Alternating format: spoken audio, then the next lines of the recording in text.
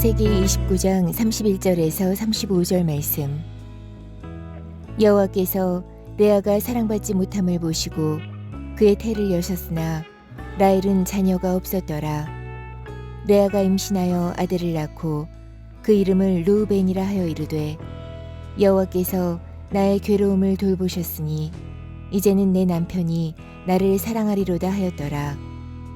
그가 다시 임신하여 아들을 낳고 이르되 여호와께서 내가 사랑받지 못함을 들으셨으므로 내게 이 아들도 주셨도다 하고 그의 이름을 시므온이라 하였으며 그가 또 임신하여 아들을 낳고 이르되 내가 그에게 새 아들을 낳았으니 내 남편이 지금부터 나와 연합하리로다 하고 그의 이름을 레위라 하였으며 그가 또 임신하여 아들을 낳고 이르되 내가 이제는 여호와를 찬송하리로다 하고 이로 말미암아 그가 그의 이름을 유다라 하였고 그의 출산이 멈추었더라.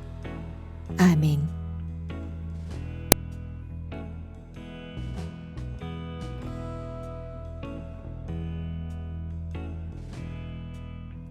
함께 기도하겠습니다.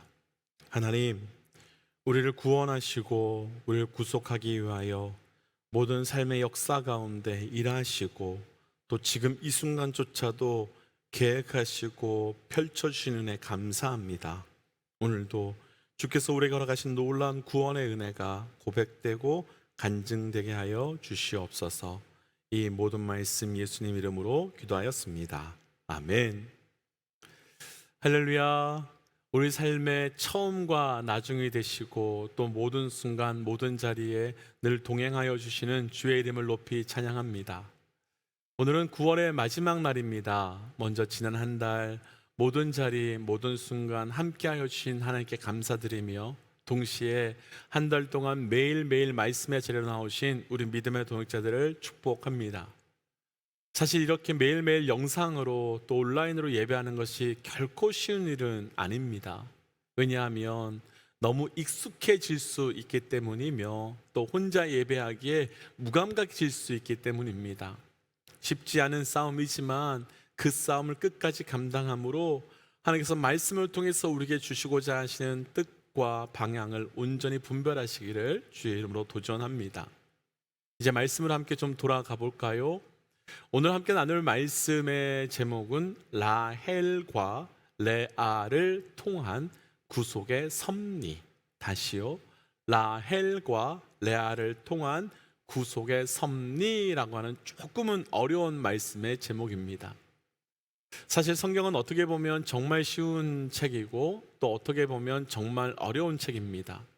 느껴지는 대로 그리고 보여지는 대로 그냥 그렇게 보면 너무 쉽고 간단하지만 그래서 때로는 신화 같아 보이고 또 믿을 수 없는 책처럼 보이지만 사실 성경은 그 속에서 처음부터 끝까지 심지어 태초에 하나님이 천지를 창조하셨다라고 하는 그 말씀조차도 모든 단어 하나하나 구절 하나하나가 우리를 향한 구속의 메시지, 구원의 메시지에 초점이 맞추어져 있습니다. 그러니까 우리가 말씀을 묵상하면서 단순하게 이렇게 살아야 합니다, 저렇게 살아야 합니다 라고 묵상하는 것 정말 귀하지만 그곳에서 멈추는 것이 아니라 한 걸음 더 나아가서 반드시 그 안에 있는 구속의 원리, 구원의 메시지를 발견해야만 그 말씀 속에서 우리에게 주시는 진짜 메시지를 찾아낼 수도 있는 겁니다. 오늘 말씀도 그렇습니다. 오늘 말씀도 레아와 라헬, 또 라헬과 레아, 두 자매의 어찌 보면 싸움과 두 자매의 그 복잡한 관계처럼 보이지만 그 말씀 속에 놀라운 하나님의 구속과 구원의 섭리의 말씀이 그 안에 있는 겁니다. 먼저 오늘 말씀을 통해서 이 말씀 속에 있는 구속의 은혜가 무엇인지 함께 묵상되고 또 우리를 택하신 그 십자가의 은혜가 얼마나 큰 것인지를 함께 누려가는 시간 되시기를 주의 이름으로 축복합니다. 먼저 오늘 말씀은 어제 말씀과 좀 연이어지는 말씀이어서요, 어제 말씀의 30절 말씀과 오늘 말씀의 31절, 그러니까 30절, 31절을 연이어서 함께 좀 읽어보겠습니다. 30절, 31절입니다. 야곱이 또한 라헬에게로 들어갔고 그가 레아보다 라헬을 더 사랑하여 다시 7년 동안 라반을 섬겼더라. 여호와께서 레아가 사랑받지 못함을 보시고 그의 태를 여섰으나 라헬은 자녀가 없었더라. 아멘. 야곱은 아버지의 집을 떠나와서 열심히 살았습니다. 그리고 열심히 살아가는 중에 삼촌 라반에게 어제 나누었지만 속임도 당했고 배신도 당했고 또 삼촌의 아들들, 그러니까 사촌의 형제, 사촌 형제들에게 억울한 누명도 쓰게 되었습니다. 그러나 그럼에도 불구하고 야곱은 라헬을 위해서 7년, 아니 더 정확하게는 레아에게 속았던 시간까지 포함하면 14년 동안 아주 열심히 일했습니다.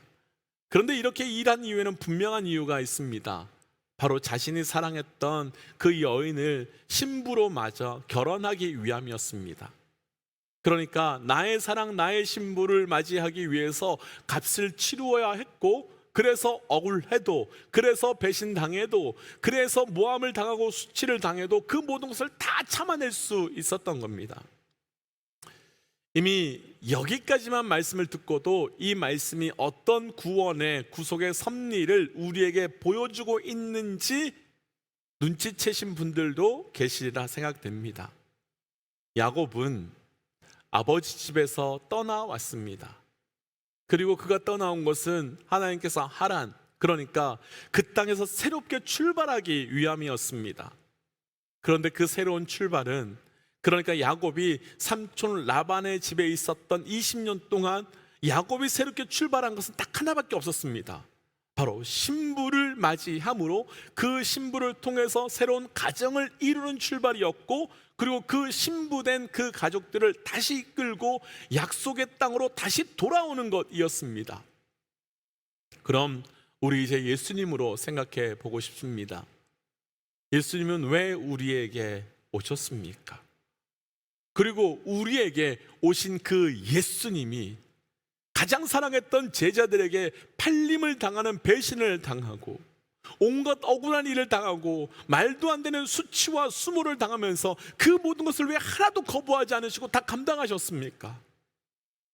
바로 신랑 되시는 예수님께서 우리를 그분의 신부로 맞이하기 위함이었습니다. 신부의 자격이 하나도 없는 우리를 그분의 가장 아름답고 완전한 신부로 맞이하시기 위해서 그 모든 것들을 다 값으로 치르셨던 겁니다. 그럼 우리가 여기서 한번 진지한 질문을 한번 해보고 싶습니다. 우리는 이미 말씀을 통해서 야곱이 라헬과 레아 중에 동생 라헬을 더욱 사랑하였음을 증명하고 있었음을 보았습니다. 그리고 더 심각하게는 말씀에서조차도 17절 말씀을 보시면 라헬은 곱고 아름다웠다라고 말하지만 동시에 레아에 대해서는 시력이 약했다라고 표현되어 있는 것도 봅니다. 시력이 약했다는 것은 단순히 눈이 나빴다는 뜻이 아니라 그냥 총체적으로 설명해 보면 동생 라헬에 비해서 한없이 부족하다라는 뜻입니다. 그럼 이런 상황에서 레아는 어땠을지 한번 생각해 보고 싶습니다. 내 동생과 결혼하고 싶어하는 남자에게 시집 보내려고 하는 아버지의 모습에 레아의 마음은 어땠을까요? 또 늘 동생과 비교당하면서 늘 자신의 부족한 모습 때문에 살아가며 감추며 살아가고 있는 레아의 마음은 어땠을까요? 아마도 늘 부끄럽고 못난 자신의 모습에 한탄하기도 하고, 또 그런 결혼을 시키려고 했었던 아버지가 원망스럽기도 하고, 또 왜 나는 동생보다 이렇게 못난 모습으로 나타났는가라는 모습 때문에 먹먹함도 있었을 겁니다. 그래서 어느 정도 믿음 생활을 한 사람들이라면 야곱의 아내가 누굽니까? 라고 하면 당연히 거의 모든 분들이 레아보다 라헬을 훨씬 더 많이 기억하고, 레아가 분명히 언니이며 첫 번째 신부였음에도 불구하고 우리 또한 레아를 그렇게 잘 대우하려고 하지 않는 것이 사실입니다. 그런데 이것이 구속의 섭리 안에서는 완전히 역전되어 새로운 이야기로 펼쳐집니다. 레아를 통한, 그러니까 부족하고 못난 상처와 어둠이 가득한 레아를 통한 구속의 사건은 완전히 다르게 전개가 됩니다.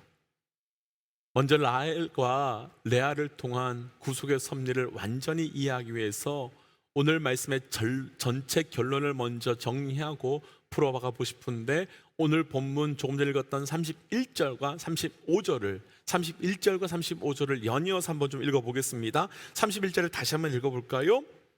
여호와께서 레아가 사랑받지 못함을 보시고 그의 태를 여셨으나 라헬은 자녀가 없었더라. 아멘. 하나님께서 레아가 사랑받지 못함을 보시고 태를 여셨다고 말하고요, 그런데 그에 반해서 라헬의 자녀를 주시 않으셨다라고 말합니다. 그러니까 사랑받지 못함 때문에 태를 여셨다는 것입니다. 그런데 연이어서요 35절은 이렇게 말합니다. 35절로 한번 가볼게요. 35절입니다. 그가 또 임신하여 아들을 낳고 이르되 내가 이제는 여호와를 찬송하리로다 하고 이로 말미암아 그가 그의 이름을 유다라 하였고 그의 출산이 멈추었더라. 아멘. 레아가 아들을 낳았는데 그 중에 마지막 네 번째 아들이 유다이며 유다를 낳은 후에는 그 출산이 멈추었다라고 말합니다. 과연 이 안에 어떤 구속의 원리가, 구속의 섭리가 있는 걸까요? 우리가 앞에서 나누었지만 레아는 야곱의 첫 번째 부인, 첫 번째 신부였습니다. 그럼에도 불구하고 첫 번째 신부의 대접을 하나도 받지 못했습니다. 오히려 무시당했고, 심지어 후반부 말씀을 보면 동생 라헬에게 무시당하며 살아가는 모습이 등장합니다. 분명 레아는 남편에게도 사랑받지 못했고 동생 라헬에게도 인정받지 못했습니다.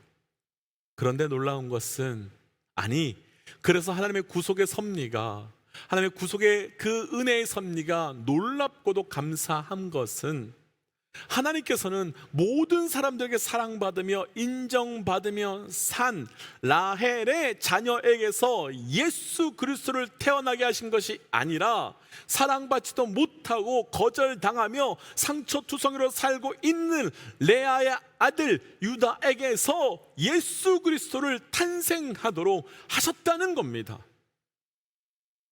어떤 분들은 하나님께서는 첫째를 싫어하시는가라는 말씀을 하시기도 합니다. 왜냐하면 성경에서 보면 가인과 아벨 중에 하나님께서는 아벨을 택하셨고 에서와 야곱 중에는 야곱을 택하셨기 때문입니다. 아닙니다. 하나님께서 그렇게 하신 것은 첫째를 미워하고 둘째를 사랑하셔서 그렇게 하신 것이 아니라, 하나님께서는 세상에서 외면당하고 무시당하고 인정받지 못하는, 그래서 한없이 교만함으로 살아가는 우리 인간이 우리 스스로 했다는 말을 하지 못하는 그를 택하셔서 구속과 구원의 은혜를 펼쳐감을 보여주시기 위함이지, 하나님께서는 유별나게 첫째를 싫어하고 둘째만 좋아하신 것이 아닙니다. 그런데 이런 관점으로 보면 예수님께서 이 땅에 오시는 구속의 섭리에는 놀라운 공통점이 하나 있습니다. 마태복음 1장을 보면 예수님의 족보가 등장을 하는데요, 그 족보에는 5명의 여자, 다말과 라합, 그리고 룻과 밧세바, 그리고 마지막 예수님의 어머니 마리아가 등장합니다. 이 여인들은 어떤 여인들이지요? 아주 간단하게 설명해 보면 무엇을 기대할 수 있는, 무엇을 소망할 수 있는 여인들이 아니었습니다. 다말은 유다의 며느리로 남편이 죽자 창녀로 변장하여 시아버지와 동침하여 자녀들을 낳았습니다. 라합은 여리고 성에서 기생이었습니다. 룻은 모압 여인으로 남편이 죽자 다시 와서 보아스와 두 번째 결혼하는 여인이었습니다. 밧세바는 너무나 잘 알고 있는 것처럼 다윗이 자기의 충실한 신하까지 죽여가며 빼앗아 온 부정한 관계의 여인이었습니다. 그리고 마리아는 남자를 가까이 한 적이 없지만 임신한 여인으로, 당시로 이야기하면 부정한 여인이라고 말할 수밖에 없고 돌에 맞아 죽을 수밖에 없어서 요셉이 가만히 가서 끊고자 할 정도로 그런 사람이었습니다. 그러니까 이 말씀 속에서 등장하는 5사람들의 공통점이 보이시는지요? 오늘 말씀에 등장하는 레아와 같이 인정받지 못하고 사랑받지 못하고 천대받았던 무시당했던 여인들이었습니다. 그런데 한결같이 이들은 다 예수와 연결되어 있었습니다. 예수께서 이 땅에 오시는 통로가 되었습니다. 세상에서 그렇게 박수받고 사람들에게 인정받았던 사람들이 아니라 어떤 가능성도, 어떤 정당성도, 어떤 능력도 없는 이들이 예수님께서 이 땅에 오시는 통로이자 예수님을 통해서 세워지게 될 교회의 통로가 된 것입니다. 그럼 여기서 우리 한번 질문을 다시 한번 해보고 싶습니다. 우리는 지금 라헬과 같은 삶을 추구하고 계신지요? 우리는 지금 레아와 같은 삶을 추구하고 싶으신지요? 그리고 또 하나 질문할 수밖에 없습니다. 우리를 구원하시기 위하여 이 땅에 오신 예수님은 사람들에게 인정받으며 박수받는, 사랑받는 라헬과 같은 모습으로 이 땅에 오셨는지요? 아니면 아버지로부터도 버림받고 신랑으로부터도 버림받고 동생으로부터 무시당했던 레아와 같은 모습으로 이 땅에 오셨는지요? 우리는 이 질문에 대한 답이 명확합니다. 예수님은 라헬이 아닌 레아로 오셨습니다. 예수님은 라헬이 아닌 레아로 오셨습니다. 그럼 다음 답도 명확합니다. 우리는 라헬의 삶을 소망해야 하는 겁니까? 레아의 삶을 소망하고 간구해야 되는 겁니까? 예수님께서 이 땅에 오신 레아의 삶, 그리고 예수님께서 이 땅에서 걸어가신 레아의 삶, 바로 그 삶을 우리 또한 따라가야 하는 겁니다. 그런데 우린 정직하게 구속이고 뭐고 복음이고 뭐고 예수님이 어디를 가셨는지 상관하지 않고 사실 기도도 간구도 그리고 살아가는 삶의 모습도 라헬과 같이 라헬처럼 살아가고 싶어 합니다. 사랑하는 믿음의 동역자 여러분, 오늘 말씀을 통해서 하나님께서는 우리에게 구속의 섭리가 어떻게 누구를 통해서 이루어지는지를 보여주시는 것 동시에 우리가 어떤 길을 가야 하는지를 보여주고 계시는 겁니다. 레아와 라헬의 삶에서 우린 지금의 모습을 기억하며 라헬이 되고 싶어 하지만 말씀은 레아의 마지막에 그 아브라함이 산 그 가족의 막벨라 무덤에 그렇게 사람들에게 사랑받고 박수받고 인정받았던 라헬이 그 무덤에 들어간 것이 아니라 사람에게 인정받지도 못했고 어떤 기대함도 없었던 레아가 묻혔다고 말씀은 기록하고 있습니다. 하나님의 구속의 섭리가 오늘 말씀 속에 얼마나 놀랍도록 숨어 있었는지 이제 보이시는지요? 동시에 우리가 어떤 삶의 방향으로 나아가야 구원과 구속의 은혜가 경험되는지도 보이시는지요? 하나님의 구속의 섭리는 라헬이 아닌 레아를 통하였음을 기억하십시오. 그래서 우리 또한 가야 하는 삶의 방향은 라헬이 아닌 레아이며 또한 하나님께서 우리의 삶 가운데 구속의 은혜를 이루실 때 라헬을 주셔서 이루시는 것이 아니라 레아를 주셔서 이루심을 기억하셔야 합니다. 그래서 오늘 말씀으로 이렇게 좀 기도하고 싶습니다. 하나님, 레아와 같은 나의 삶을 구원하여 주신 것 감사합니다. 그리고 나의 삶에 세상에 박수받고 집중받고 사랑받는 라헬의 삶을 추구하는 것이 아니라 레아의 삶을 추구함으로 예수께서 가신 그 길을 동일하게 따라가는 삶 되게 하여 주옵소서라고 함께 기도하도록 하겠습니다. 함께 기도할까요?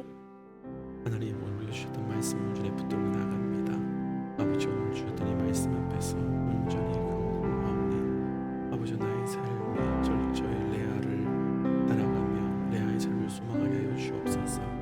세상을 나에 집중하지만 주께서 집중하셨던 레아의 삶에 집중함으로 우리의 삶이 완전하고도 온전한 그 레아를 통한 구원의 은혜가 성취되게 하여 주옵소서. 하나님 오늘 주신 말씀을 붙들고 기도합니다. 하나님 우리는 라헬이 되고 싶었습니다. 박수 받고 싶었고 사랑받고 싶었고 인정받고 싶었습니다. 그러나 하나님께서는 세상의 높은 자, 세상의 큰 자, 세상의 넓은 자가 아니라 레아와 같은 자를 택하셔서 또 예수께서 이 레아와 같은 모습으로 이 땅에 오셔서 구속과 구원의 은혜를 성취하였음을 봅니다. 하나님 우리의 삶의 방향이 어디로 가야 되는지 알게 하시고 힘들고 어렵겠지만 그 길로 따라 나아가는 우리의 삶이 되게 하여 주옵소서. 이 모든 말씀 예수님 이름으로 기도하였습니다. 아멘. 사랑하는 믿음의 동역자 여러분, 라헬과 레아 어렵겠지만 우리의 삶의 걸음은 레아로 나아가셔야 합니다. 오늘이 그런 하루 되시기를 축복하고 도전합니다. 우리 함께 시간 선포하고 또 각자의 기도 자리에 또 각자의 삶의 자리로 돌아가지요. 함께 선포하겠습니다. 하나님은 살아계십니다. 아멘. 승리하십시오.